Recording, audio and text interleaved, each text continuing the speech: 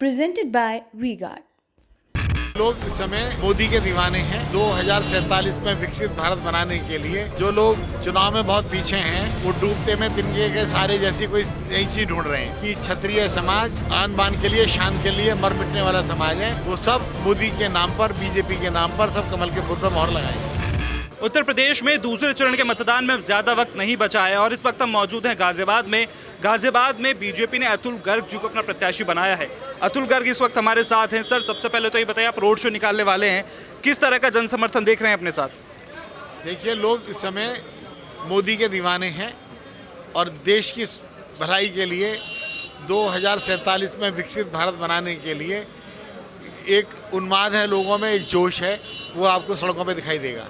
वो जोश हमें सड़कों पे दिखाई देगा। सर, यहाँ पर पहले सांसद रहे जनरल वीके सिंह, तो अब उनको टिकट ना देकर पार्टी ने आप पर भरोसा जताया है। जनरल उसके बाद ऐसी खबरें की निकल के सामने आई कि ऐसा माना जा रहा था कि राजपूत समाज में नाराज़गी है। क्या ये सिर्फ विपक्षियों का बनाया हुआ सिर्फ एक पर्सपेक्टिव कह लीजिए, या फिर ये वाकई में कुछ चीज़ें आपने ऐसी महसूस की हैं? ऐसा है कि जो लोग चुनाव में बहुत पीछे हैं, वो डूबते में तिनके के सारे जैसी कोई नई चीज़ ढूंढ रहे हैं। लोगों को नहीं पता कि राजपूत समाज, क्षत्रिय समाज ने ही सबसे पहले भाजपा को, जनसंघ को आगे बढ़ाया।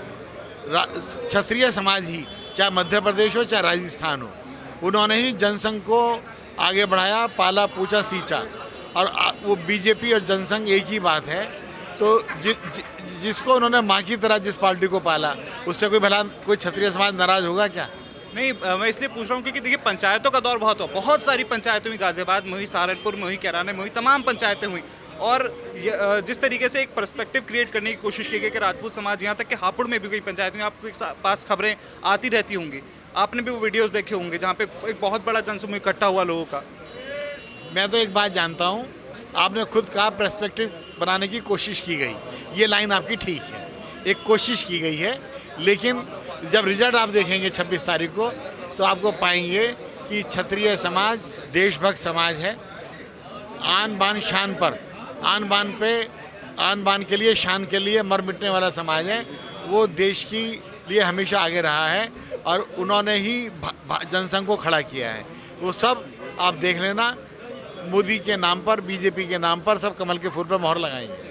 ठीक है सर, एक सवाल और कि डॉली जी को यहाँ से कांग्रेस ने, गठबंधन ने अपना प्रत्याशी बनाया है, कितनी फाइट मान के चल रहे हैं उनसे?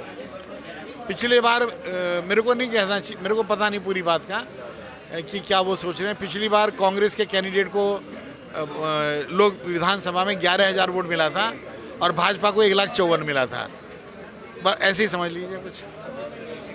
तो ये थे हमारे साथ अतुल गर्ग, भाजपा प्रत्याशी, जिन्होंने मैं बताया कि आखिरकार वो किस तरीके से 2024 के इस चुनाव महारण में अपनी तैयारी कर चुके हैं, उन्हें कितना जन समर्थन मिल रहा है और किस तरह से वो चुनावी रण जीतने की तैयारी कर रहे हैं। TV9 डिजिटल के लिए कैमरामैन रमनजीत के साथ मृत्युंजय चौहान।